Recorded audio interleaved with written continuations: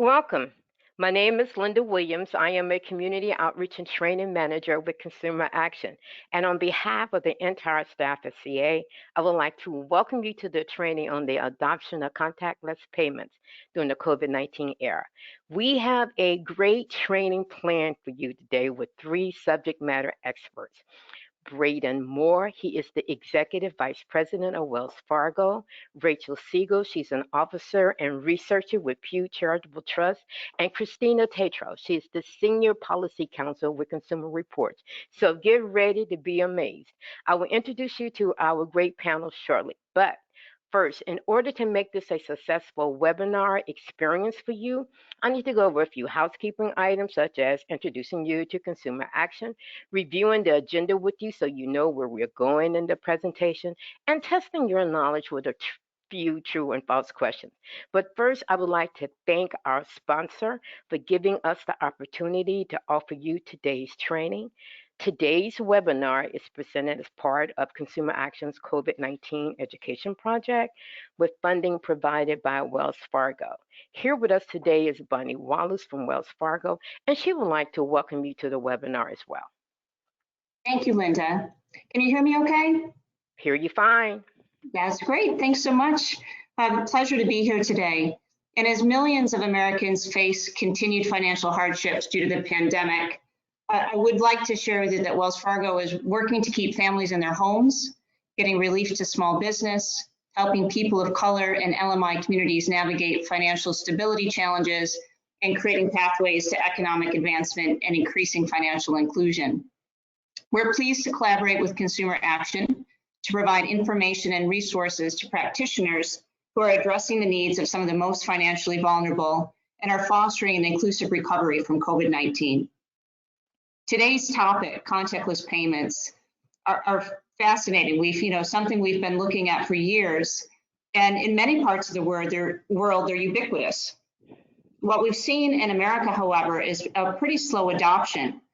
In the US, the highly anticipated kind of, quote, death of the wallet, unquote, simply never materialized. And even just in 2018, just 3% of cards in use in the US were contactless versus around 64% in the UK and around 96% in South Korea. But what we just have seen is that a global pandemic changed all of that. And as we slowly emerge from our COVID-19 quarantines, contactless payments begin to make a whole lot more sense. So going forward, it seems unlikely that customers will be eager to wait in lines of more than a couple people to deposit paychecks or to make withdrawals at banks or to pay bills or to even make purchases. It's even more implausible that they'll want to handle wads of cash and coins that have been touched by hundreds of strangers. So today's webinar will provide an overview of contactless payments, who's using them, security around them, safety and privacy, and I think the topic couldn't be more timely. On behalf of Wells Fargo and Consumer Action, we thank you for the work you're doing to protect some of the most vulnerable members of our communities and to enable financial inclusion for all. So Linda, I'm turning it back to you and eager to get going. Thank you, Ms. Wallace. As the announcer stated when you joined the webinar, you are in listen-only mode. However, if you have questions during the presentations, and we hope you have a time, please type your questions in the box on the control panel on the right side of your screen. My colleague, Nelson Santiago, he will facilitate the question and answer segment, and he will be busy capturing all of your questions, and he will present your questions to our speakers at the end of all presentations. Now, if you're on Twitter, you can use that platform to ask your questions. Consumer Action handle is @Consumer Action, or you can use CA Webinars. Now, the webinar is being recorded. You will receive a link to the recording along with a few handouts via Dropbox tomorrow afternoon. Now, this is really important. At the end of the webinar, you will receive a survey about today's webinar. That's our chance to hear from you what you thought about the webinar. So please complete the survey before signing off the webinar. These surveys are very important to us. Now, let me introduce you to that wonderful agency that I work for. What do we do at Consumer Action? As it says on the screen under Welcome to Consumer Action, through education and advocacy, we fight for strong rights and policies for all consumers, but especially underrepresented and hard to serve consumers nationwide. How? We advance consumer rights by referring complaints through our national hotline, by publishing educational materials in multiple languages, through our monthly newsletters, The Insider and Scamgram, and our quarterly publication, CA News. We also advance consumer rights by advocating for consumers in the media and before lawmakers in Washington, D.C. and Sacramento, California. Since quite a few of you are new to consumer action, let me take a couple of seconds just to show you how you can download our free materials from the website. Let's say you are interested in our COVID-19 education project. Once you're on our website, if you just tap on that dark green bar at the bottom of the screen, you will land on our COVID-19 page. Now, when you're on the page, if you click on the words resource guides, you will find valuable resources for consumers impacted by COVID-19 in multiple languages. Now, displayed on the screen is our latest fact sheet on identity theft. While you're on the site, you can download a copy. It's loaded with great information and tips on how you can recognize identity theft and defend against it. It is especially important in this COVID-19 era. Now, you can click on the words fact sheets, and you will not only find a new fact sheet on identity theft, but on topics such as fair housing rights for those impacted by COVID-19, estate planning, or making a job or career transition during the COVID-19. Now, Consumer Action is a 501c3 organization, and like most nonprofits, we are supported by membership, donations, and grants. So at the end of the webinar, there will be information about how you can make that donation to Consumer Action. But first, let's take a look at the agenda. At Consumer Action, we believe in making learning fun. So we open up each and every training, regardless to whether it's face-to-face or virtual, by testing your knowledge on the topic of the training with our most popular game, How Much Do You Know? Today, we have 3 true or false questions that are related to contactless payments. Following the game, I will introduce you to our dynamic guest speakers. A question and answer session led by Nelson Santiago will follow. I will come back, tell you how you can donate to Consumer Action, and wrap up. So let the games begin. Launch the first poll question, please.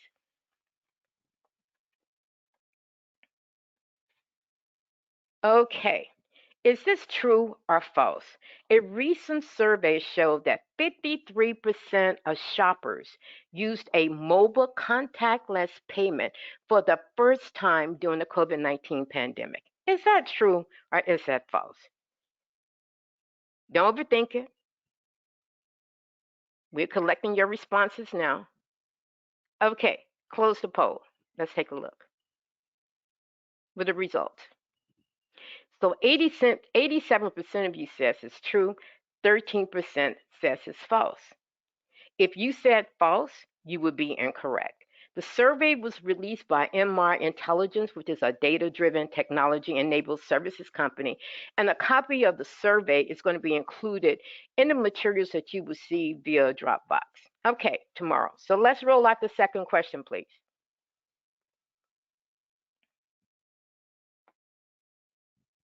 Okay.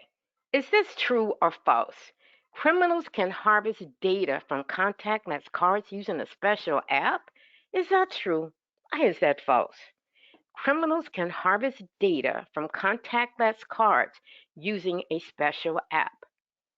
What do you think? Okay, we're collecting your responses. 1 second. Okay, close the poll. Let's see the results. 74% of you think it's true. 26%, think it's false. Well, according to creditcard.com, the correct answer is false. But let me tell you, if there's such an app out there, I'm sure one of our guest speakers is aware of it and they will enlighten us about it. Let's reveal the last question, please.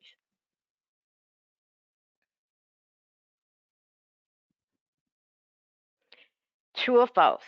Having the option to use cash is extremely important during disasters and other emergencies. What? Is that true or is that false? Having the option to use cash is extremely important during disasters and other emergencies. Is that true or is that false? 1 second. Okay, 1 second. Okay, let's close the poll.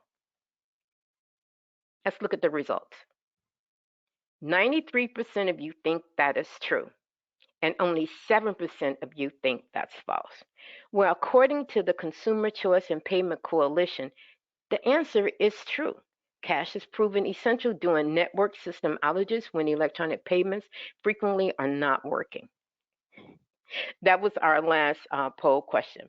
Thank you so much for participating in the game. I hope you enjoyed playing along, but most of all, I hope you uh, gained some information that you can share with your clients. And I seem to have lost.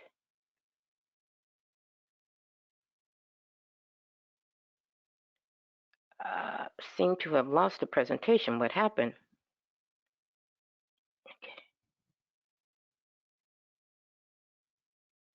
Okay, so now break out your pens and paper. You will want to take some notes because now it's my pleasure to introduce to you our dynamic guest speakers. Now, I think you all would agree with me when I say the rise in contactless payments since the onset of COVID-19 pandemic is a huge change. And change sometimes involves both opportunities and challenges. But before we can recognize the opportunities or understand the challenges, most consumers want to know what the heck are contactless payments? How do they work and what technology is being used? Please allow me to introduce you to the man with the question. Who can answer the question, Braden Moore. Let me tell you a little bit more about Braden. He is the executive vice president in the consumer banking business at Wells Fargo. He has over 20 years of leadership experience in banking, payments, and technology. His primary focus is developing strategic partnerships like Apple Pay to better serve consumers. As a former employee at Intel and an avid believer in the power of technology to help customers, he co founded the innovation group to explore new technologies like mobile wallets, artificial intelligence, and faster payments. Welcome, Braden. Now, when I am doing research in order to prepare for a presentation and a training, my go to site is Pew Charitable Trust. Why? Because I can trust the research. Our next guest is Rachel Siegel. Rachel is going to share Pew's research on contactless payments with us. But first, let me tell you a little bit about Rachel. She is an officer with Pew's Consumer Financial Project, where she conducts original research and analysis on safety and affordability of mortgages and on alternative financial arrangements for purchasing manufactured homes and low cost forms of housing. Her other work includes research on regulations and consumer use of transaction accounts, such as checking, prepaid cards, and mobile payments to make informed policy recommendations designed to increase safety and transparency for everyday financial products. She also represented Pew on the Federal Reserve Faster Payment Task Force. Before coming to Pew, Rachel worked for Santander Bank and Century Bank, and she interned at the Consumer Financial Protection Bureau. She holds a bachelor's degree in economics from the University of Vermont and a master's in economics from Boston University. Welcome, Rachel. Now, if you're like me, you will not buy anything, especially appliances, without first checking out the reviews and consumer reports. Our next guest speaker is Christina Tatro. She is a senior policy counsel with Consumer Reports, and she will provide us with a few tips on how to protect our privacy, very important, and stay safe when using contactless payments. Let me tell you a little bit more about Christina. As noted, she serves as the Senior Policy Counsel on Consumer Reports Financial Services team. Her focus is on digital financial services.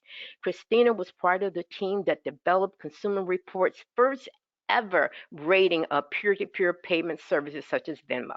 From 2015 through 2017, she represented consumer interest groups on the steering committee of the Federal Reserve Faster Payment Task Force. In her free time, if she can find any, she enjoys working in her garden and otherwise just being outside in the sun.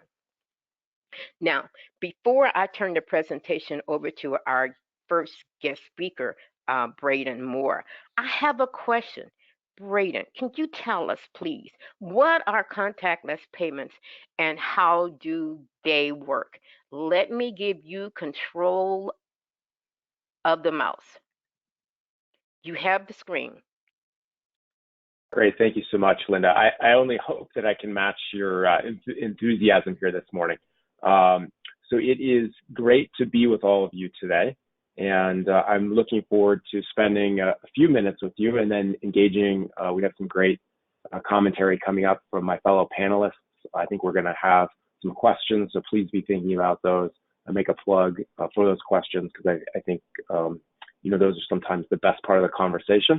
But what I want to do with you over the next couple of minutes is just spend a little bit of time trying to explain there is some sophisticated technology that underlies this, but also just kind of getting to a more simple kind of understanding of how it works, how things are different, how security has improved, how access has hopefully improved, and just talk a little bit about, I don't know if I want to call it fact busting. So I thought that was great with one of the questions in terms of the app and the vulnerability, of some of these technologies, and kind of talking through that, a little bit. So let me see if I can advance the slide.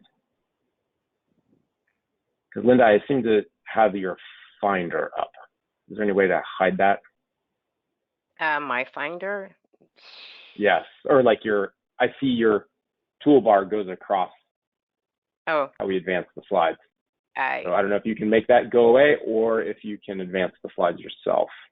I can, but you want to try the arrows on your keyboard? Sure. Let me spin and see if that works. I can see the back arrow, but I can't get to the front arrow. Are you able to advance it? I can. You can't use the arrows on your keyboard? Okay. I'll have to take the mouse back.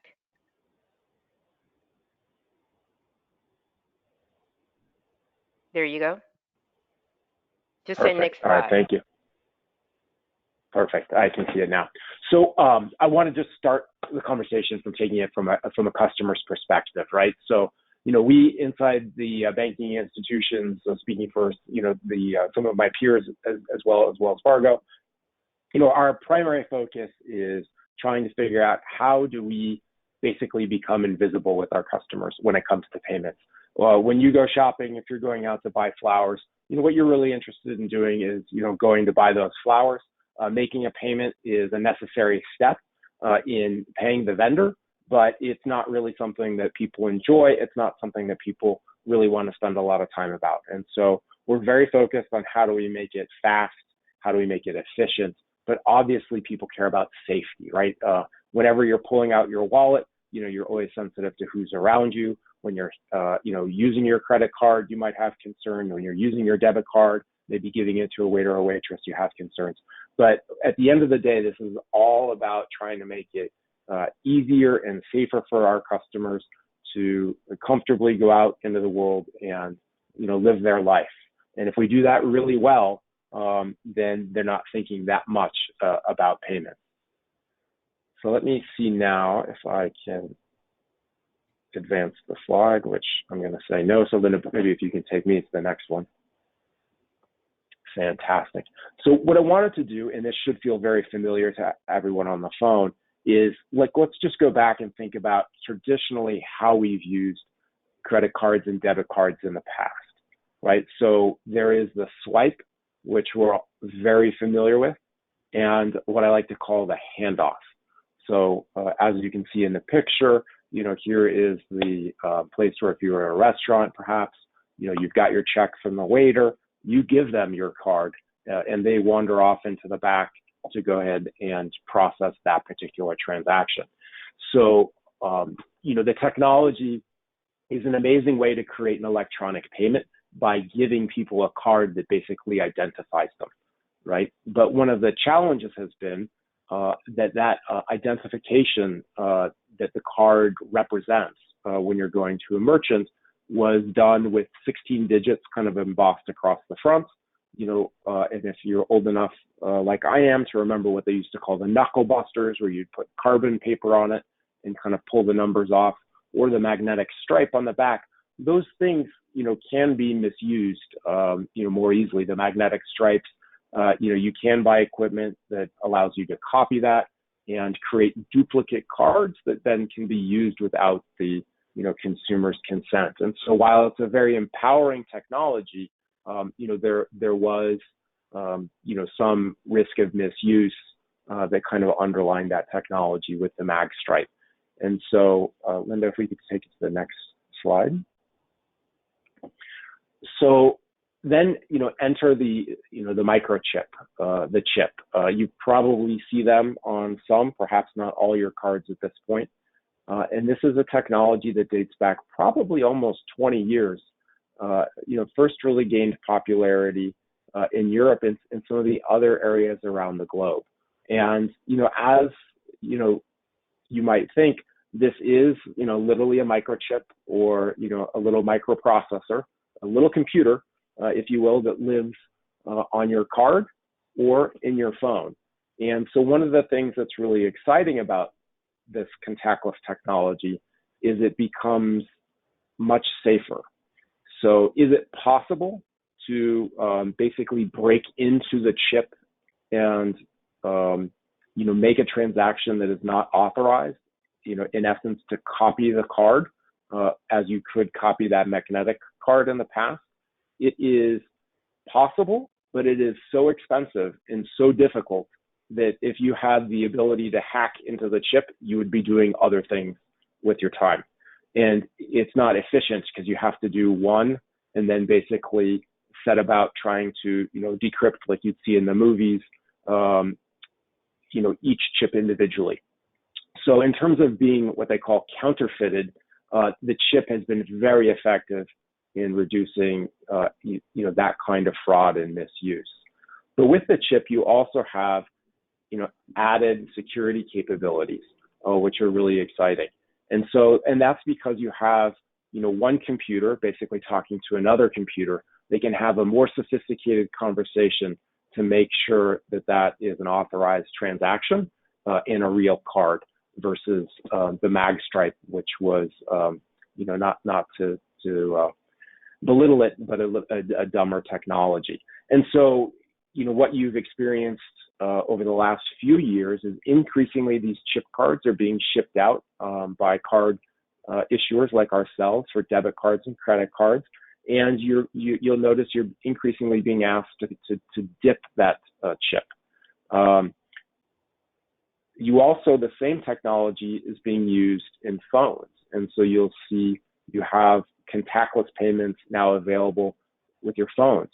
But as hard as I worked on this, right, and as amazing as we thought using the phone would be, what we've really seen, particularly with COVID and the health benefits of not touching the terminal, which many other people perhaps have touched in the supermarket, is that the cards themselves have contactless technology quite often. And that allows you to simply tap the card and you never actually have to touch the machinery at the retailer. And that is what we have really seen take off amongst our customers with COVID, driven primarily with a desire not to be touching things. But what we're noticing is once people understand how to use it, then they become very comfortable, and it becomes the kind of the easiest way for them to make a payment, even easier than kind of swiping it at the terminal. But a lot of people have a little bit of trepidation. They don't understand what that experience is going to be like. And so one of the things that I would encourage you is if you don't use it today with your cards, to go ahead and try it and see what that experience is like, and better understand what people are going to experience as they approach a terminal and are able to tap their card or tap their phone. So Linda, if we can go to the next slide. So the way this works, without getting into a lot of detail, is that, the mag stripe basically was the way that an old, tape cassette works. There was a magnetic head that rolled across the card. Sometimes you can see it in the machines, and sometimes it doesn't work that well, but that would, lift off the information off of your card. So today, what's happening with the chip, when you fully insert it, it is creating a metal-on-metal connection that gives it the electricity to have the communication with the chip on the card. But with technology that's known as RFID, it is kind of a low emission technology. It only works when you get really close. So like its maximum range is 4%. So this is why if you're in line at Starbucks and I'm in line behind you, you really have to put your card right up there on the reader for it to take payment. It doesn't start, taking payment from other people that aren't intending, perhaps standing in line behind me to make that particular payment. But what it does is it actually uses a radio pulse to activate the card. And through that radio, it's actually able to suck out enough little energy for that microprocessor to start working on the chip so that, again, it can kind of engage in its own conversation. With the phone, it's a little bit more logical. It already has a battery in it. So, of course, the chip in the phone, if you will, it makes sense why that has electricity and why that has kind of its own radio field. And what you basically are doing when you come up to one of these terminals is you are taking the two radios, bringing them inside range so they can have a communication and securely process your payment. So, that's a newer technology. You'll see the 4 or sometimes I think I've seen 3 kind of arcs. This is the symbol for contactless that the industry is using to let you know that that card is enabled. And one of the things that I think is a bit challenging whenever you try to change the way people do things as an industry is we've tried to act, in some coordination, but this idea that, we want to roll out cards so that, if you look in your own wallet, maybe not every card yet has a chip. Some cards have, chips that don't have radios on them. And so the industry is basically, as your cards come up for renewal, trying to replace those old cards, with the new cards, with the new capabilities. And I think according to Visa and MasterCard, and looking at some of our own data, I would say that, roughly 50% of the cards that are, in use in America now have these capabilities. And that will continue to move up over time as there are more opportunities to ship new cards to customers. But this is, again, really elegant technology. It is very secure. It uses cryptographic keys. And again, that's very difficult to break down. One of the other benefits that I might make mention of is when you're using something like Apple Pay or Samsung Pay, Google Pay, not only is the card communication encrypted, but it is also tied to your very specific phone.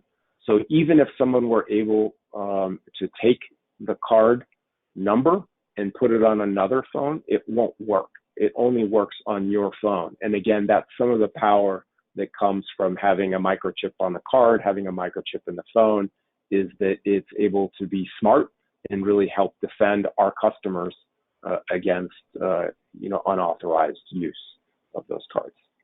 So Linda, if I could have the next slide. Oh, great. So you got a little bit ahead of myself, but one of the things that goes beyond the security of a card, like we just talked about, is what they call device binding, where it is bound to your specific device. But you could also think about this as if your credit card or your debit card were actually protected by Face ID or a thumbprint ID or a password. And so hopefully that really brings into relief I think people, when they think about paying with your phone, that it must not be safe, but it is probably safer than actually using your card, because, you know, if I drop my card on the street, somebody can pick it up, go to Walmart and put it in the terminal, and it may work. If I drop my phone and someone tries to take my phone to Walmart to make a payment, they're not going to be able to get my phone open, right? And the payment, you know, won't be available to be made, or they won't have the passcode or the you know, kind of facial recognition that's used when I want to make a payment.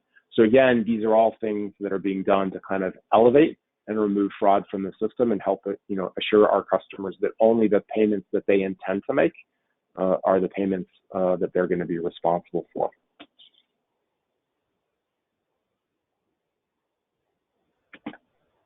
And then Linda, maybe we'll go to the next slide.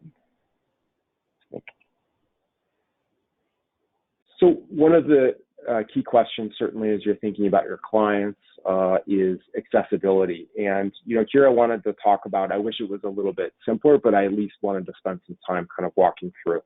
So, you know, as I just mentioned, you know, you have a card, we want to be looking for that chip.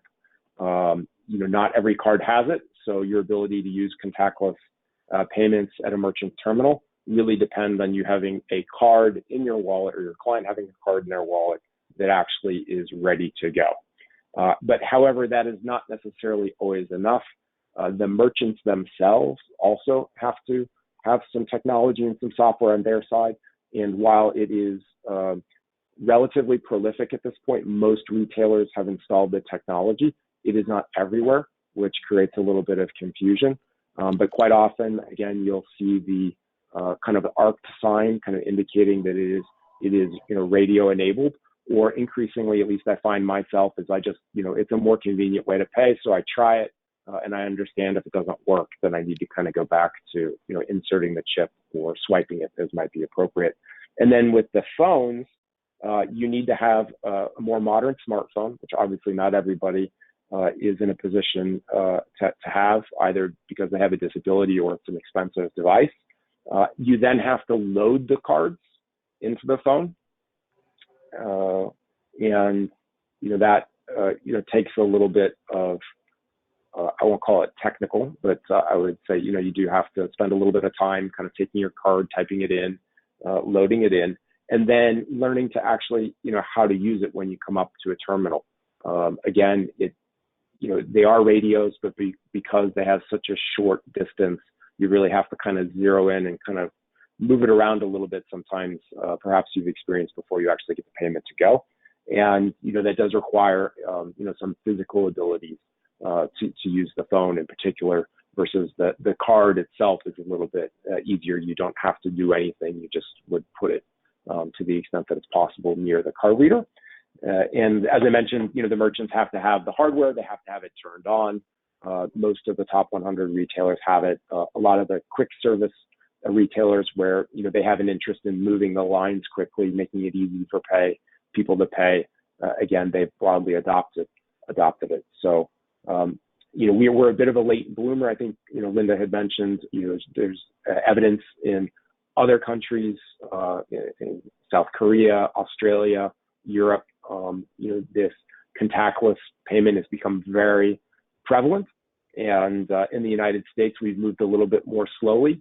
We broadly, you know, had very kind of comfortable swipe experiences. And I think one of the things that has changed is certainly that COVID has people thinking about their health. And so many times when we just change a pattern that is well ingrained, you need some sort of a catalyst, some sort of outside event that pushes you to think about how to do things a little bit differently. So for those of us that, you know, have worked on this, for folks that feel like it's a better experience, we're excited that people, you know, had a chance to explore the technology. I wish it were under different circumstances, but I do think, you know, you will continue to see contactless, you know, be more broadly used. I think customers and consumers are going to find that they really enjoy it. And like all carded payments from, you know, reputable banks, you know, whether it's a debit card or credit card, certainly at Wells Fargo, you know, if you are not the person that authorized the transaction, and you report it promptly, you're not held liable for those activities. And so, the banking industry is certainly trying to remove, the liability and risk from individual consumers. It is something that we have to pay for in our own business, but trying to make that as easy for customers as possible and to try to roll out these technologies, because anytime somebody has a fraud, it is a tremendous disappointment and a real point of frustration. And so if we can invest some money and help eliminate those by bringing the best of technology, forward to our customers, that's what we're going to do. And as I said, that's one of the things that really excites me personally, is there's a lot of incredible technology, but we've got to make it easy to use, we've got to make it safe, and we have to make it accessible for our customers. So I think I will wrap up there. And indeed, thank you, Linda, for the opportunity to spend a little bit of time, laying out the background and how some of this technology works and how it's a little bit safer. I'm excited to hear my fellow panelists and some of their input. And certainly, again, I just want to put in a plug for some great questions. So thank you, Linda. Great. Thank you, Braden, for that very informative presentation.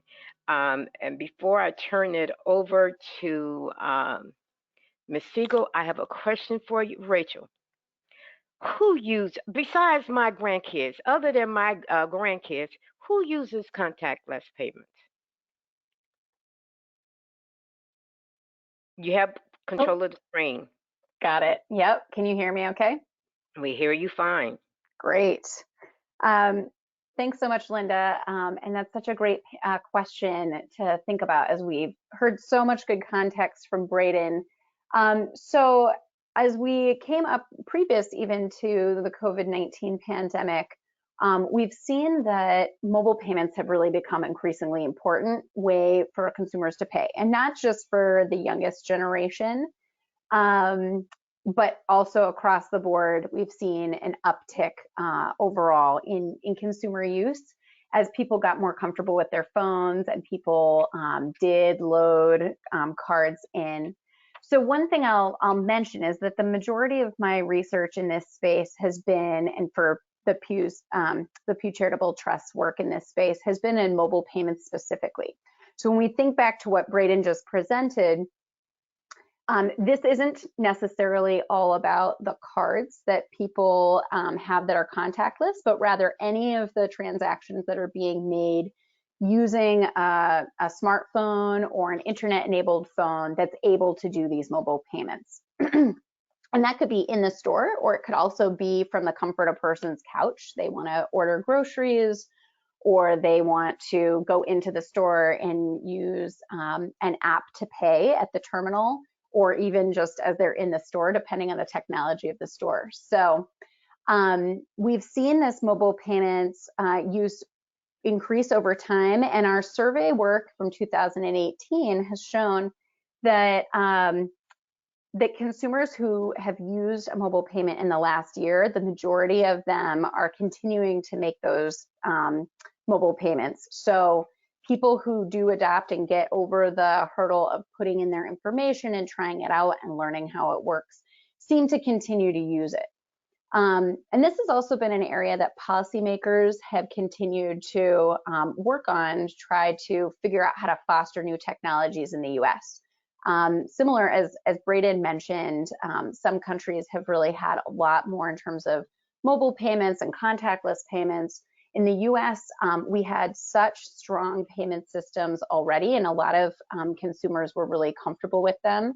We also have a lot of regulations, and so policymakers have been working on thinking about how to allow more technologies to be used and brought into the market to reach consumers and allow them to pay in new and different ways, but also while trying to balance consumer protections here. And like I said, there are benefits, and Braden did a great job of explaining, some of these new technologies really do protect against fraud and theft. So it's harder to duplicate, harder to get in and authenticate yourself, but there are some added risks in certain scenarios if there are gaps. So maintaining consumer protections is going to be really important moving forward. And one of the things I want to really highlight here is that consumers don't want to have to figure out how well they're protected based on different payment types, and they want it all to be seamless and easy. The banking and industry in this space has really done a great job of making sure that debit card and credit card challenges, when people have problems, they've got fraud or theft, they know how to call a number or go online and put that in. But that's important also in the mobile payment space, that it's just as easy for consumers because they've had such an easy time, not always easy, but relatively good situation with getting their money back when they've had frauds or thefts. So it needs to be similarly easy in mobile payments across the board. So as I was mentioning before, mobile payments have become more mainstream. And even in 2018, more than half of Americans were using mobile payments and they had reported it as of in the last year. And 8 in 10 of the people who are using mobile payments were connecting a bank account or credit card to some type of mobile payment. And this could be a mobile wallet where money is stored in the app, or that connects to a bank account or a credit card. And this could be a person-to-person type of app where you might want to pay a neighbor or friend or family member some money, or they want to pay you. And it could be, something like an app where you want groceries delivered or food delivered, any of those kinds of things. And protections against loss of funds have improved over time, which has made it easier for people to adopt mobile payments and feel confident with them. But there's some real challenges in this space, and I think that Linda's first questions and slides about this reflects this a bit, is the questions about that consumers tend to have, and we all have to ask ourselves about whether something is safe or not. And when there's a question of, I'm not sure, people hesitate. So when we asked in our survey, and remember, this was 2018, so pre-pandemic, but similarly, 30% of people said that they avoid mobile payments to prevent against loss of funds. And what I found was really interesting here is that there was about 30% of consumers who don't use mobile payments who said that they avoided it because of this concern about loss of funds. But even among people who had adopted mobile payments, 30% said sometimes they avoided one of their mobile payments because they were worried about the potential for loss of funds. So it shows that consumers, even that have said yes to this technology, were still not totally sure of it. And overall, mobile payments were seen as riskier, and people said they were more satisfied and comfortable. They felt that they were more protected with their credit or debit cards. And this has been one of those hurdles in people adopting mobile payments, because they're pretty happy with their debit and credit cards. And so previous to the pandemic, there wasn't a lot of impetus to adopt for certain populations. And then one of the other challenges that comes up in this space is for people who rely on cash. And just because cash can involve a few more friction points in getting money into a mobile payment.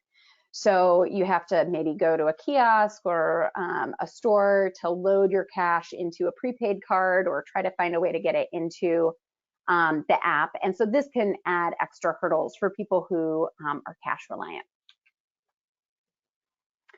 So now let's talk about what we've seen during COVID-19. So we've seen that, certainly, as Braden mentioned, contactless broadly has had an uptick, and that's true in mobile payments as well.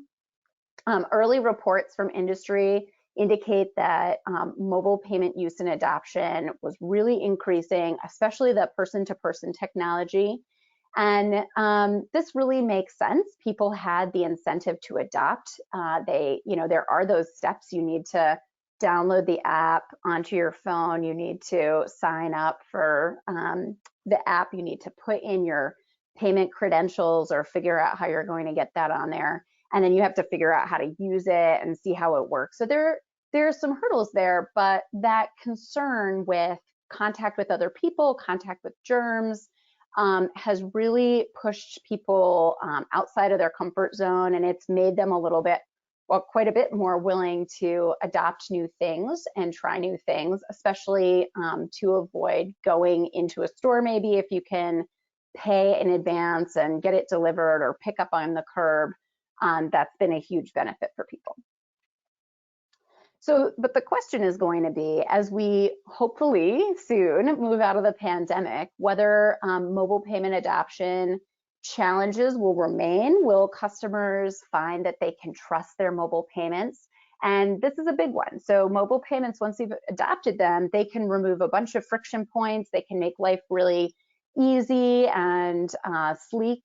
But if problems come up, the big question will be whether consumers are having a good experience with getting their money back when things go wrong. And some of our previous survey work had shown that people found them not to be quite as easy. Of course, this depends on the platform. There are a lot of a range of things. So depending on whether it's just as easy as calling your bank as it was, you know, on your mobile payment, if that mobile payment's connected to your bank, or it's connected to a company that has a really sleek and easy way to get money back, that's one thing.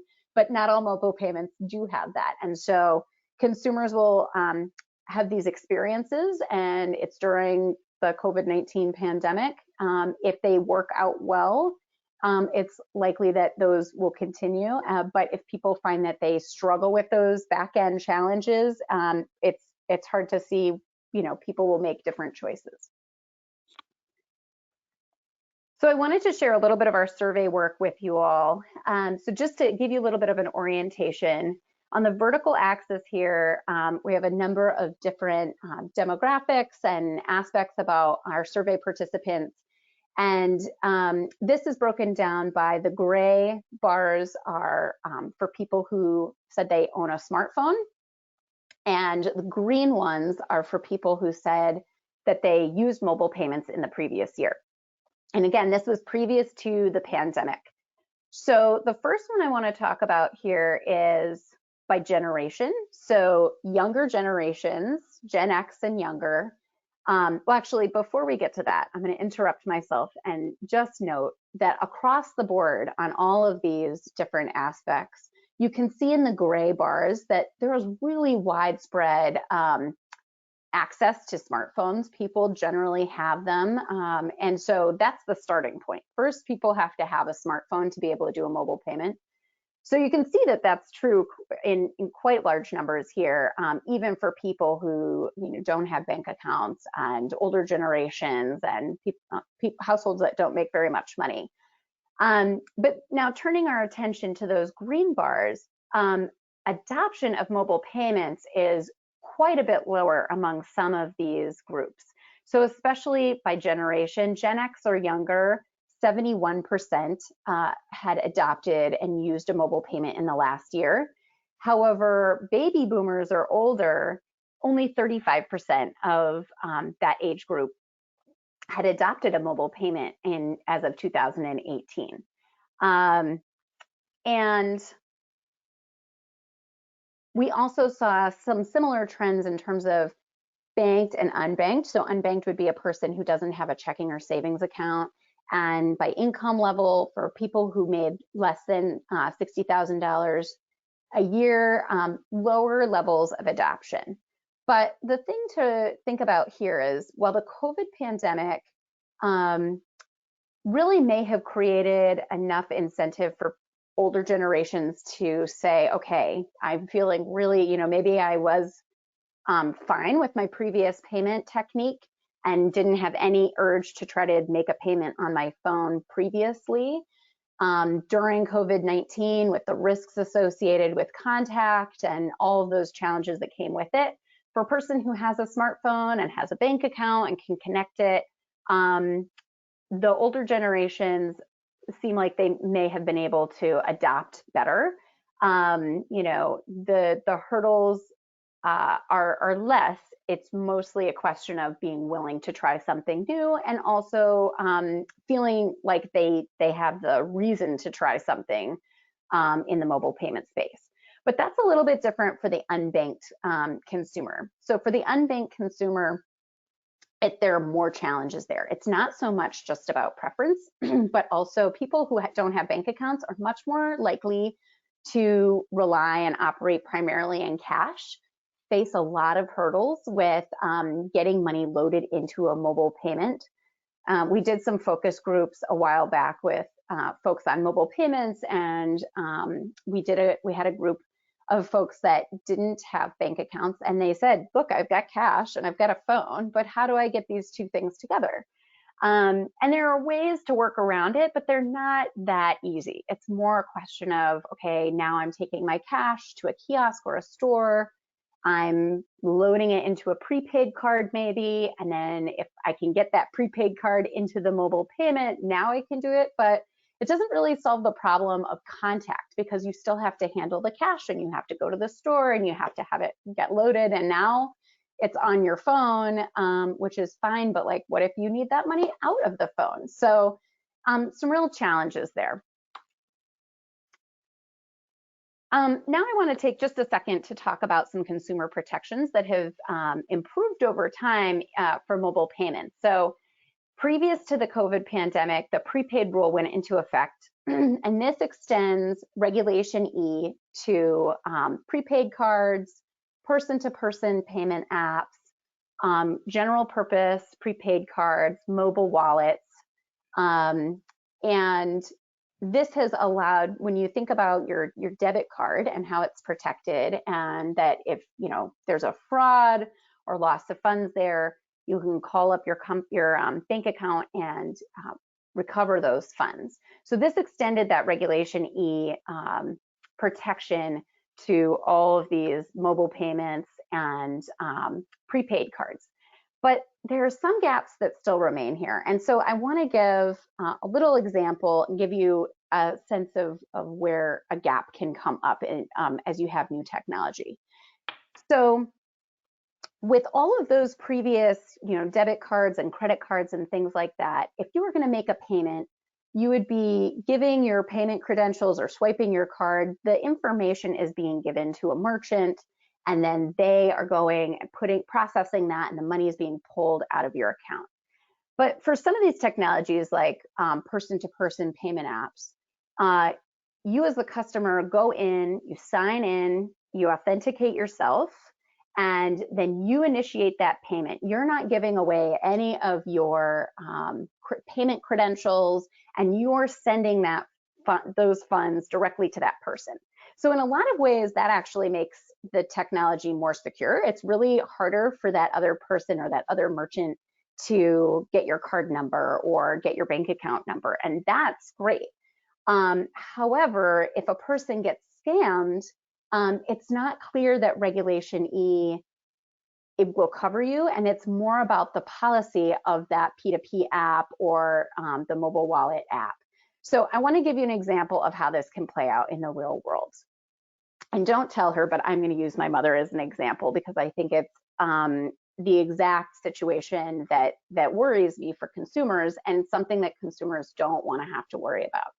So my mother is an older woman. Oh my gosh, don't tell her I said that either.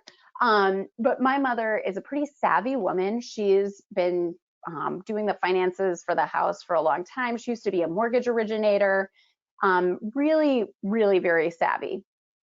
But one day she got a call, and the guy who called her on the line said that she had had an account get hacked. Somebody seemed to have purchased a phone, and it cost $1,500, and he was concerned that she was, going to have to pay this money. And he, talked to her and sort of gained her trust over the course of the conversation. And she had several questions for him, was curious, felt like maybe it was weird, but he had all the right answers and got her to trust him. And in the process, he got her to open a person-to-person payment app of hers and initiate a transaction where she was going to pay him $1,500. And she asked follow-up questions. This seems weird. It says, do you really want to make this payment? And he had all the right slick answers. And so she did it. She went in, she initiated the payment. You know, things were going through.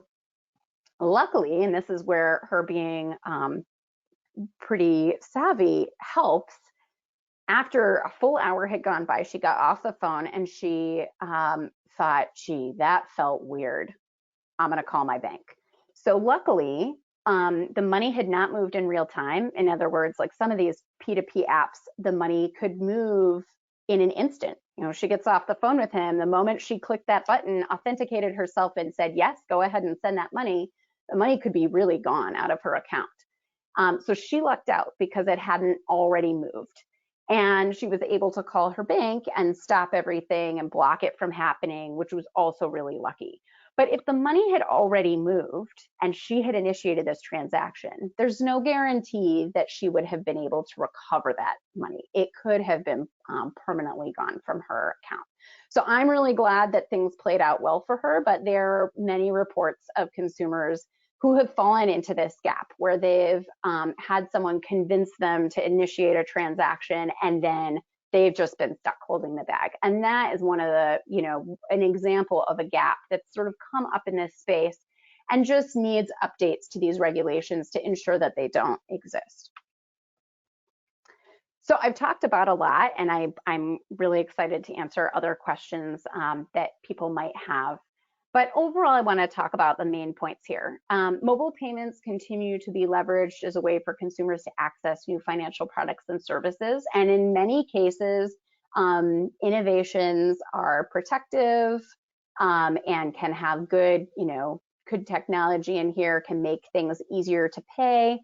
But it's really important that while we're fostering innovation and have these positive changes, that we're also mindful of thoughtful oversight, updating regulations, and ensuring that we don't have gaps, because consumers don't want to have to worry about the exact details and exactly how they're protected when they do adopt these new payments.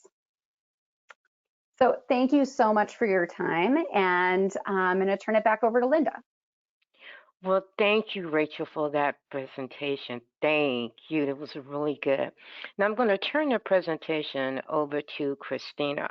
But before I do, Christina, I have a confession. I am one of those individuals that was included in the 53% of shoppers that have been using these contactless payments. Since last year, I became the Instacart queen. So, are there any consumer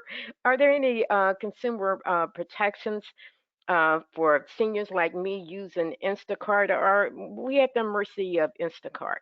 You should have So that's a great question. And I appreciate that, and I do plan to answer it. Before I jump in, I'm going to talk all about payments protections and how they apply in the contactless arena. But before I do that, I wanted to say a big thank you first and foremost, Linda, to you and to your colleague, Nelson Santiago. You two have just been so amazingly welcoming and supportive of those of us who are presenting today.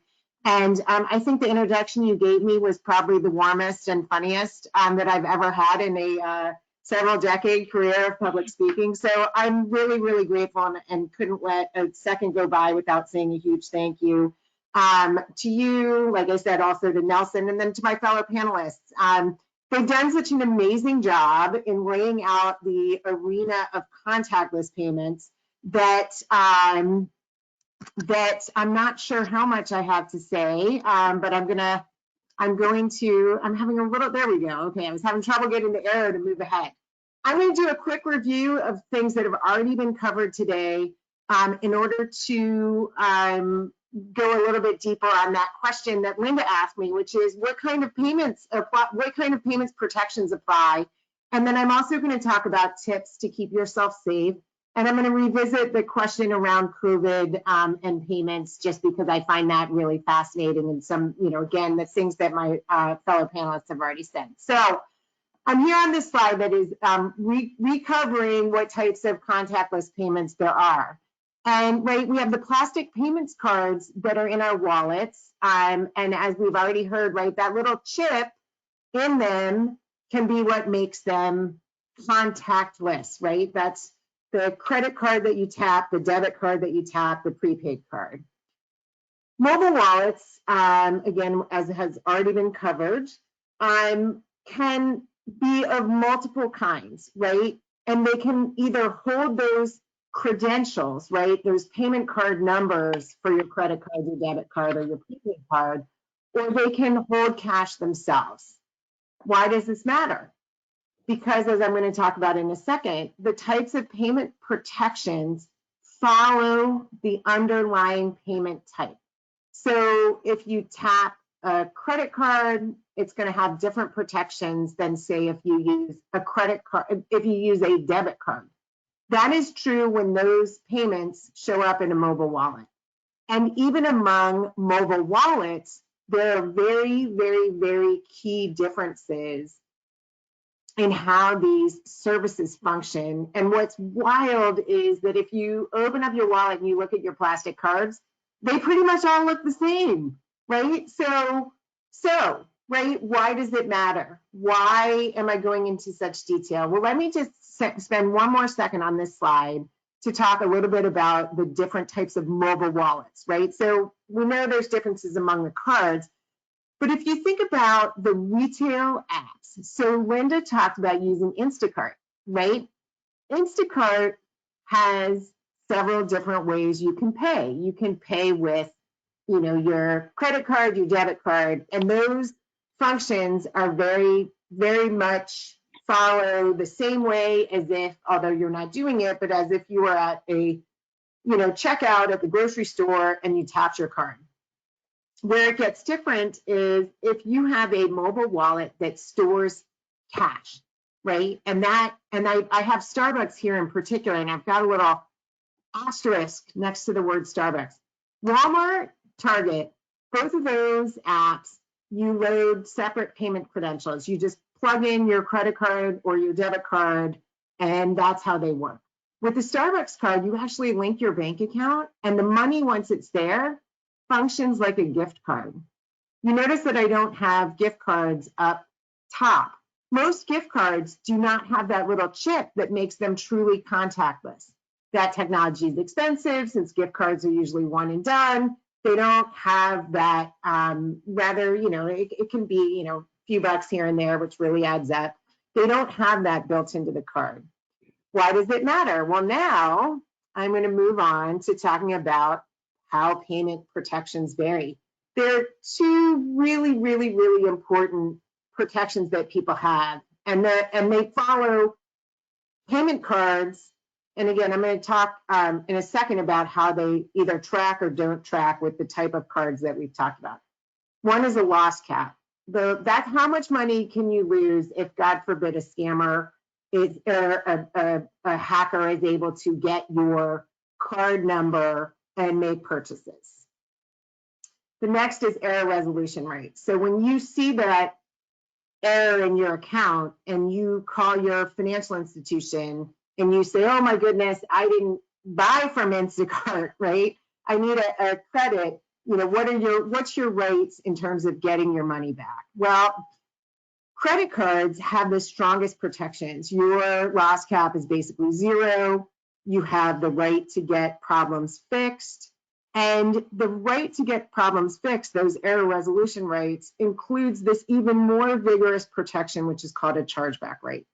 The chargeback rate basically is when the goods show up, when you bought something, and it's not what you thought you were going to get. So it shows up damaged. It shows up significantly different than what you thought. So you ordered a pink puffy vest and you get a, you know, purple fur vest, and you really wanted that pink puffy vest, and you try and work it out with the retailer, and the retailer says, no dice, our return policy is non-existent, and you can't get your money back. Well, you, thanks to the chargeback rate, can call your credit card issuer and say, hey, I didn't get the vest that I wanted. There's that charge on my card. I am not going to pay it. And lo and behold, you have the right to withhold payment for that amount. And again, all of these rights are triggered when you contact your financial institution. So the card issuer, your bank, the prepaid card provider. And as noted here, debit prepaid cards, they have similar protections in terms of a loss cap and an error resolution rate, but you don't have that chargeback rate. That's why they are the second strongest.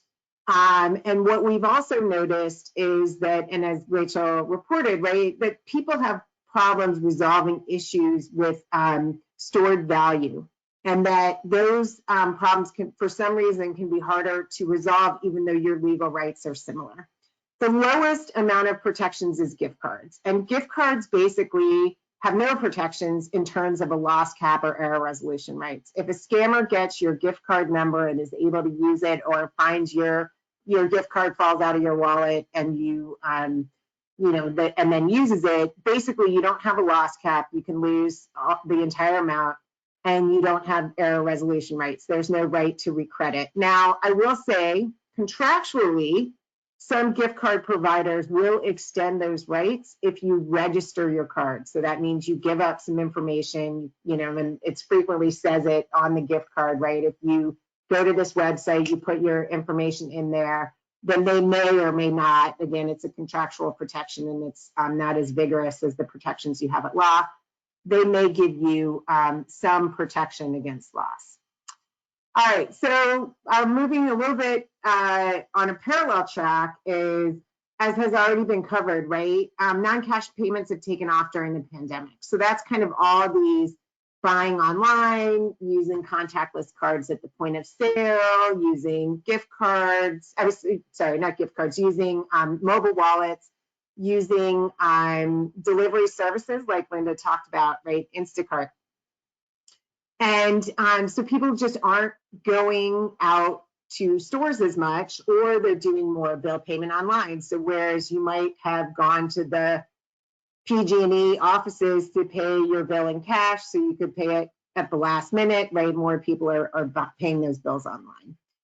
So people are afraid to use cash because it is dirty, right? We heard that at the very beginning, right? All those dirty hands touching the dirty, filthy lucre, as they say. And there was so little money moving that we actually had a coin shortage. But it's important to note, right? The metal is not a good conduit of COVID, they've shown, but our dollars in particular, cotton is a terrible conduit for disease. And the US dollar is made out of cotton, unlike some other countries who actually have plastic coating on their currency. So there is variation in countries, but fortunately, and I'm knocking wood, the United States cash has not been a vector for any kind of COVID transmission. So why am I spending all this time on this? We're talking contactless payments, but really cash is really critical, right? The cash use is still really critical. And I wanted to flag that, right, is that there's probably many people on this call who your constituents, they don't have credit cards, they can't get them, or they may have trouble even enrolling in a bank account because of identity requirements. They may come from a culture where banks are not trusted financial institutions, or they may have made a rational decision not to have a bank account because their bank in the past did not treat them well. So there are all sorts of reasons why cash is still a really important access point for consumers. And we're seeing, and this is this last bullet point on the slide, that there are some cities who have actually mandated that service providers have to accept cash.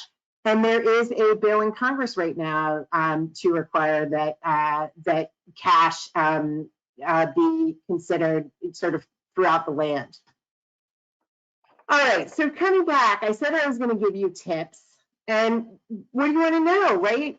If you carry a balance, don't use a credit card, right? I'll speak for myself. I've had a hard enough time paying down my credit card debt. I don't need any more of it.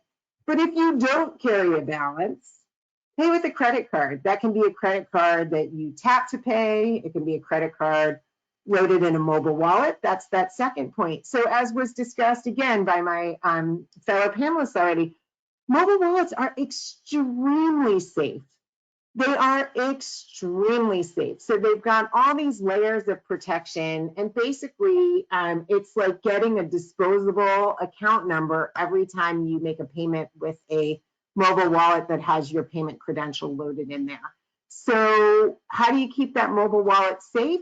You secure it with a passcode or any additional privacy setting that it lets you set up. So one of the things that the Walmart app has is you can actually have a setting where it requires you to verify either with a PIN or your fingerprint before you authorize a payment. The Apple Wallet, that actually is the default. You have to authorize payments with a fingerprint or a PIN in order to do that.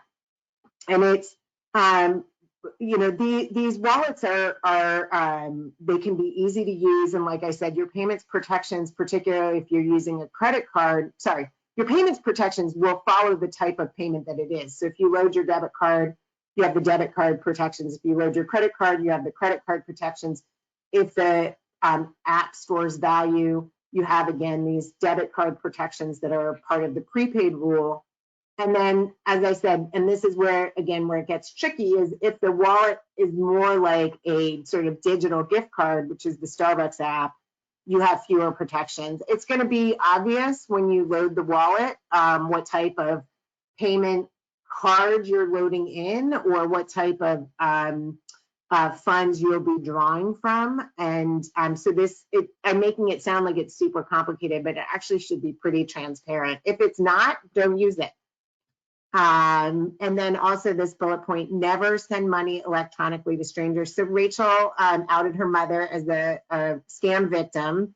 And, you know, there's a huge amount of shame and secrecy around people who've fallen victim to scams. And there doesn't need to be, there is no shame in it. And I'm just going to share, again, a side note. I've got a few minutes, so I'm going to share a really quick anecdote. Was when I first came to Consumer Reports, I was doing a project on scams, and we collected consumer stories from victims, and we knew that scams happened a lot, but we didn't get very many answers. And I was really grateful to the people who shared their stories. So I contacted this one woman. She was in Ohio, and I said, you know, I'm Christina with Consumer Reports. Are you willing to talk about your experience? She said, yes. I'm so embarrassed. She said, I'm a social worker who works on preventing elder abuse. I live and breathe scam prevention, and I fell victim. She said, I got a call in the middle of the night. I would have sworn it was my grandson, and they were saying, you know, and he was saying, Grandma, I'm in jail. I need you to arrange bail, and here's how you do it. And she had sent money to strangers. They caught her off guard. It was very convincing. They knew some details. Anyway, scams can happen to anyone. So that's why this fourth bullet point is on there. Never send money electronically to strangers. You only want to transact with people you know well and trust. And that's sort of counterintuitive to how easy so many of these apps work. Is, you know, we've got all these protections, we think, and then we find out, unfortunately, if you are tricked into sending money, you have no protections. That is considered an authorized payment, and you will lose 100% of whatever you sent. So that be alert to scammers. You know, if that was enough, that woman whose story I just shared wouldn't have fallen victim. It's more than being alert to the fact that scams are out there. It's just having a hard and fast rule. You do not send money electronically to strangers. So you only transact to people you know and trust. So I said that I was going to talk about, I've got one more slide here. Oh, sorry, I did go to nail. I have one more, I guess I have one more note card, but not one more slide. I wanted to talk a little bit about the privacy. What you want to do is you get these things in the mail for your bank accounts and your your credit cards and whatnot, and they're privacy disclosures, and they're long and they're multiple pages, and you have to like check boxes and send them back. And while those are covered by a law called Gramm-Leach-Bliley, and they are important, they're pretty weak sauce, and you can actually protect yourself really your privacy a little bit more basically, which is, be judicious about the apps in which you load your payment credentials. So, just don't be willy-nilly putting your cards out there. As I said, if you aren't carrying a balance, use a credit card. Set up those most secure and most private settings. Venmo, for example, will default your transactions to public, which is kind of goofy. So you want to make sure that you set them to private. And there's been a story in the news about someone who was spending money, or at least appears to have spent money on some illegal things. And that was done through Venmo, and that's all public. So I know you won't be doing anything illegal, but there is value in preserving your privacy. And then last but not least is you want to set up alerts, right? So your payment cards are usually linked to some larger financial institution. And if you, every credit card and every debit card that I have has the option to set up alerts where I get either a text message or an email when there's a transaction where the card isn't present. You can set them up for every transaction. You can set them up for a particular dollar amount.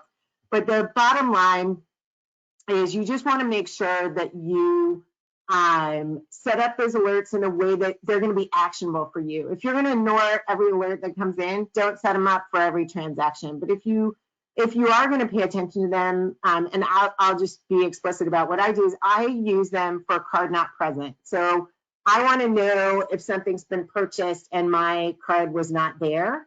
And that's really helpful. I can say, oh yeah, I did just, make a purchase online, and, I can ignore that alert. But, it saved me a few times, right? That I got an alert, are you trying to buy gift cards? No, as a matter of fact, I'm not, right?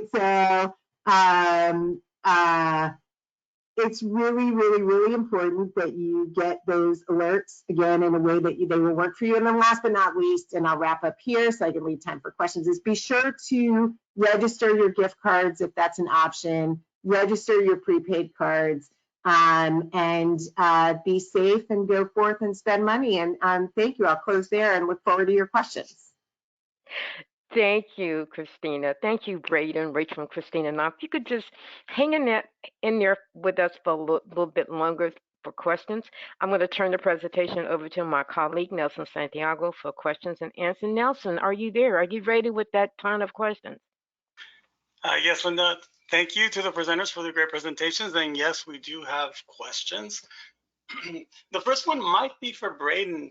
Somebody is asking, based on what you were talking about, Braden, someone's asking, as a consumer, how do we communicate with retailers about the proper implementation of contactless payments? Many retailers I frequent still require a typed in PIN code, says the asker, even with contactless payments methods. So they'll require a PIN code. Another participant said that even when she taps, she still has to sign. So is there a really smooth way to do this, a right way that maybe not every retailer is doing it the right way, or what do you have to say about that? So Nelson, at first I would say is it's a very good and intelligent question, and just to expand on it a little bit, is underlying this amazing kind of card networks, of which there are four major ones, being Visa, MasterCard, American Express, and Discover. You have all of these independent, you have consumers, you have banks, and you have merchants that are all trying to participate in the network together. Each one having its own degree of independence, and so it is a perpetual challenge to bring everybody into alignment without breaking the system. And it's almost impossible to give people deadlines or mandates at times in terms of how they are supposed to behave. So, what I would say is, it's really on, the networks in terms of communicating like what is required. It is up to there's a long chain of vendors and suppliers who build all the equipment that you see when you go into a merchant. And often they have to make adjustments to the way that equipment works. And then you also have merchants, and merchants at times are reticent to take out the credit card terminals because it interrupts their business, it costs money, and you end up with kind of a bit of what I'll call a hangover or a long tail where all of this stuff doesn't work as elegantly as it could. But I would go back to, I think it's really on the networks. They're the champions. They're the ones that set the standards to really, say loudly that and try to use what influence they do with everybody in the ecosystem to try to create a uniform experience. Because I think we can all agree, particularly when you think about trying to train people on these different technologies, is that, I go back to a consumer just wants to buy their flowers or just wants to, get their groceries on Instacart. They really don't care about the intricacies. They just want to be traded fairly. They want it to be safe. There's a lot of work by a lot of great people that goes into making that happen. But there are those inconsistencies. They'll dissipate over time, for sure, as more and more people conform. You don't need to sign quite often for transactions anymore on the major networks. And, likewise, not every merchant accepts contactless. So, for example, Walmart has decided, I believe, that it does not feel it's in its interest to put in contactless payments, and that's a bit of a business decision, on their part. So it's again, lots of different voices. I agree, everybody should be able to express their independence, but really only when we work together, like so many other things in life, do we actually make progress. Great, thank you. Rachel, Christina, do you have anything to add on that? I do not, thank you. Oh, great. I think Braden covered it really well. Excellent. And yeah, so if anyone's thinking about asking a question, go ahead and ask it now. And I'll now move on to the next question here. A little bit of a practical question. If can a spouse or somebody's kid, somebody's spouse, can they all load the same credit card on their phones and use them? I'll jump in if that's okay. Is that most wallets won't let you do that because, and Braden may want to give more of the technical answer, but basically most wallets will not let you credential a card that doesn't belong to the digital wallet of the owner. So for example, if I sign up for Instacart, I can't use I couldn't provision my Instacart account with Linda's credit card because it wouldn't pass the verification test. And that's usually the case too with like an Apple Wallet. So it's different if the spouse, partner, child is a designated user, but those cards usually have a separate credential. They have a separate account number, even though they're linked to the same account. There's usually a variation in the card number. So for example, my husband's name is Christopher. I can use a card, American Express, that I'm an authorized user for on his account, but we actually have separate card numbers. So I can credential my Apple Wallet with basically his credit card, but it's the one that's assigned to me. And if my fellow panelists want to answer and provide more detail, that's great. Yeah, this is Rachel. The one thing that I would add to that is that this is another good example of how certain, mobile wallets have put restrictions in place that keep consumers safe, that Christina can't load one of my credit cards into the app. Whereas if a person took my card and took it to the store, the onus would be on the merchant to notice that it wasn't actually me and require, looking at my ID and all these things that tend not to happen at the merchant level. It's blocked from even starting to occur to put that card onto a mobile wallet. So I just thought, I think Christina gave a lot of great information, but it's also helpful as we're thinking about this, that's one of those other layers that keeps consumers safe. Great, thank you. And then I guess part of what's going on with mobile payments is that there's so many options. Somebody's asking, what about Facebook payments? Do you all know anything about that? Are they similar to any of the other payment apps? I did a deep dive actually. So this is Christina again, and I'm happy to defer to the other panelists. When we did our evaluation of person-to-person payments, we also looked at Facebook's person-to-person payments, which is a functionality that is actually being diminished and probably is going to go away. But the Facebook online payments, again, they vary by, your protections vary by payment type. So for the most part, they only allow debit payments. So you can only essentially link your bank account, which means you don't have as vigorous protections as you do when you pay with a credit card. That's one sort of reason to exhibit caution. The other is they have a lot of gift cards, and there's a lot, and again, your payment protections with gift cards very minimal. And then the third is actually because you're merely loading your credentials into the Facebook payments ecosystem, you don't resolve problems with Facebook. So they have terms in there that essentially say if there's a problem, you're on your own. So for these reasons, I personally don't use Facebook payments. If your question is about their new, it used to be called Libra, and now it's called Novi wallet and the DM payment system, I could spend hours on that, and I'm happy to speak separately. But the short answer is that digital currencies have almost no consumer protections, and people should proceed with extreme caution. Great, thank you. Somebody's asking if skimmers can obtain information from contactless payments.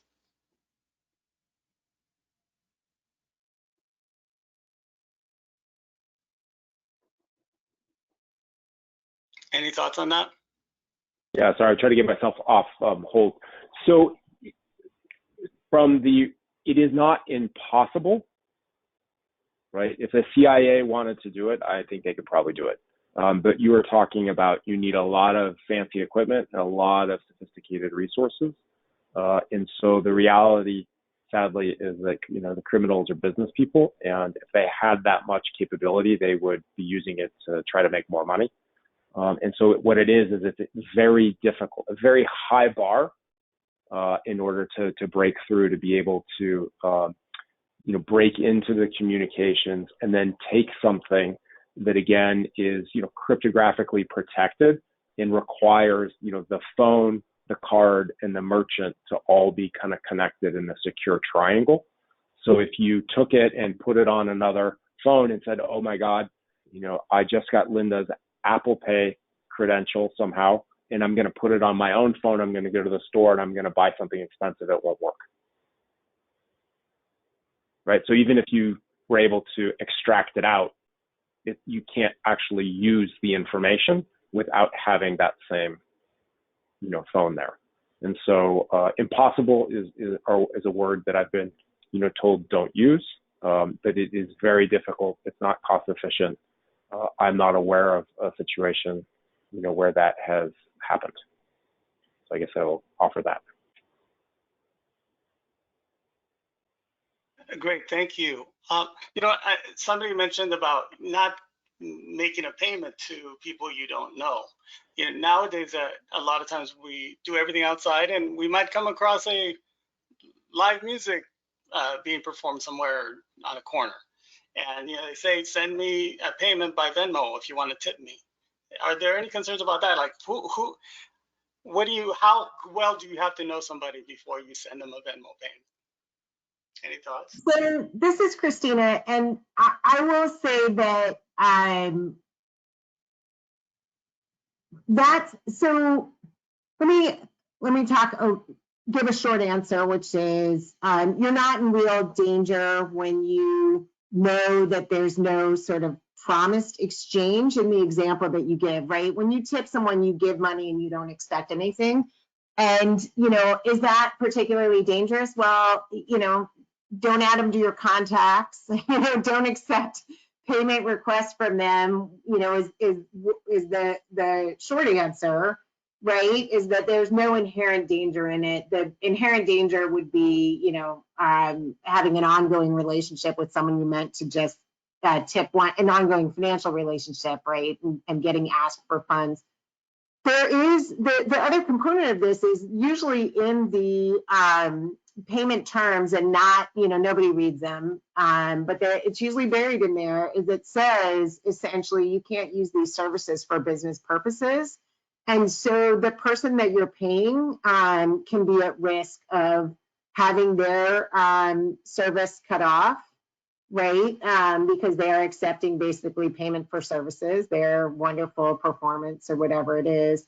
And, you probably think, oh, she's being so hardcore and where's the fun and whatever. But I want to point out that I think a lot of these service providers, and I see this across the payments ecosystem, so it's not unique to Venmo, is that they position their products as being seamless and easy and therefore risk-free. And they show these uses of the services that actually are potentially risky.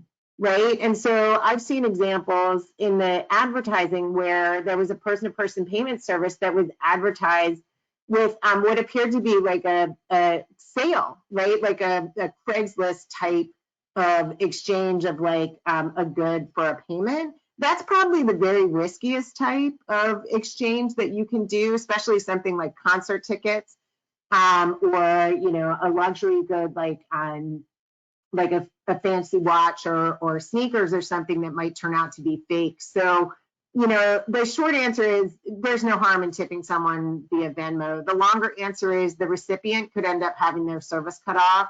And that also, this blurring of the lines of functionality and the additional layers of functionality that are added on to mobile wallets can really confuse people about what's safe and what's not. And that's why this bright line of like, don't send money electronically to strangers is one that I like to stick to, even though in that example, it kind of breaks down. Yeah, and this is Rachel. If I can just add in, on both sides of that transaction, you have an individual, with a person who's performing on the street or somebody at a yard sale or something like that. They're a bit like a merchant, but the big thing is that the person who's sending money really wants to make sure that they actually are paying that other individual. And one of the challenges that can come up here is like, if you wanted to pay me, Rachel Siegel, there are thousands of Rachel Siegels in the United States. So when you go to make that payment to the other person, really ensuring you actually are paying that exact same Rachel Siegel or Christina or whoever you might be trying to pay, because it isn't always that easy to claw it back and send it to the correct person. In fact, it can be quite difficult, and people on both sides of that transaction could feel concerned. And some of the companies have tried to solve this a bit by giving an option of a scannable QR code, so that the person who's getting paid can show a QR code to the person who's standing in front of them, and they can scan that in their app, and that helps to ensure that it's connecting to the right person. But at the least, where there's like the option to see a picture of the person, or there's an option to match up phone numbers or email addresses or something to really confirm that you're sending that money to who you intended to, and or if you're the one receiving it, that you actually receive it, because reversing it if it gets messed up can be really problematic. Great, thank you, Rachel. Somebody's asking here, what is the attraction of debit versus credit? The person says, my kids and grandkids use debit. I refuse to have a debit card primarily because I don't want to have to learn a PIN number. So is it, you talked a little bit about the differences. Is there a preferred ideal choice? And for people who maybe have to use a prepaid card, are prepaid cards now friendlier in terms of some of the fees that we used to hear about a few years ago? Thoughts on those choices? So we did a deep dive on prepaid fees a couple of years ago. So take this with a grain of salt, is that the fees have come way down. So it used to be that there was just a fee for absolutely everything. And the fees have become much more straightforward, fewer hidden fees. The disclosure requirements of the prepaid rule have made sure that people see them. And the protections now are there, right? You have the protections at law for a debit and a prepaid card. So Prepaid cards, 100% better, thanks to the legal protections and, like I said, some improvements by the providers themselves. With the question of credit versus debit is, I will say, just speaking personally, is I prefer when I don't carry a credit card balance to pay with the credit card for the reasons that I discussed here, right? I get that chargeback rate. I am not putting the family funds at risk if, God forbid, the payment card is compromised. I don't have to wait for the 10 days for investigation and recredit that the service provider has at law. With the credit card, if I dispute a transaction, I have the right to withhold payment for that transaction until it is resolved, until my dispute is resolved. So I don't have cash coming out. Whereas if my debit card is compromised, that cash is out of my account and I am not getting that back until the service provider investigates and decides that there was an error. So that's a long-winded way of saying that if you are lucky enough to qualify for a credit card, and if you are, again, lucky enough to effectively manage your credit card payments, the credit card is by far the most vigorous protections, and you can load that credit card into a mobile wallet and you can have all those additional security that mobile wallets provide in the ways that have discussed in much more detail by other experts on this call. Thank you, Christina, and thank you, Rachel and Braden. We'll have to stop the questions at this point since we are a little bit over time, and I'll turn it back over to Linda. Thank you, Nelson, and I would like to join Nelson in thanking Braden, Rachel, and Christina for those great presentations and for hanging in there with us and answering the audience questions. And my grandkids would say, you are totally awesome. It's been a pleasure working with each of you, and again, I look forward to working with you again. I will look for opportunities to work with you again. Before moving on, I would like to tell you about about an webinar that we have coming up on May 11th. It's called The Impact of COVID-19 on Retirement. I noticed quite a few of you are not registered for our May 11 webinar. If you have not received the invite, please send me a message and email, and I will make sure you get the VIP invite. Again, I want to tell you that this webinar was presented as part of Consumer Action COVID-19 Education Project with funding from Wells Fargo, and you can go to that website, our website, www.consumer-action.org, COVID-19, and you will to get to all of our COVID-19 materials. If you would like to contribute to Consumer Action, we will gratefully accept your donations regardless of the amount, $5, $10, $50. You can donate to Consumer Action online or by credit card. You can mail us a check at the address on the screen, 57 Post Street. Again, a special thanks to Christina, Rachel, and Braden for today's for their presentations today. The webinar is being recorded, so you will be able to go back and review all of the information that was presented today. I would like to take this opportunity to thank our audience for taking time out of your busy schedule and hanging with us, although we went over the time slot. At Consumer Action, our goal is to bring you good, relevant, and timely information, and I pray that we've done that today. Thank you so much. Stay safe, stay sane. Until we meet again, have a great rest of your day. Goodbye. Thank you.